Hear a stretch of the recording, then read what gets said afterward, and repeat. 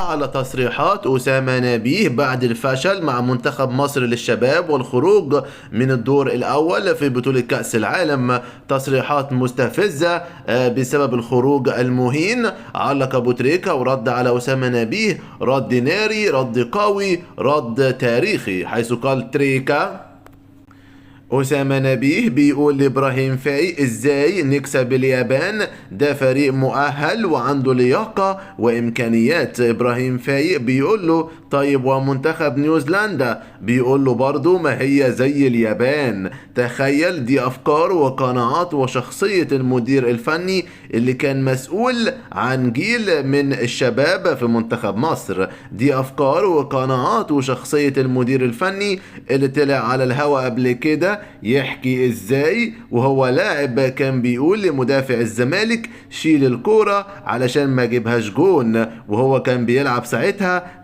في غزل المحلة. فيبقى بعد سنين مؤتمن على جيل من اللاعبين؟ عيب. لا لا لا، ده مش فشل عادي، ده فشل ممنهج. وأكد اللي عين أسامة نبيه لازم يتحاسب، وده أقل حاجة ممكن تتعامل مع أسامة نبيه واللي عينه مدير فني لمنتخب الشباب والخروج المهين في كأس العالم.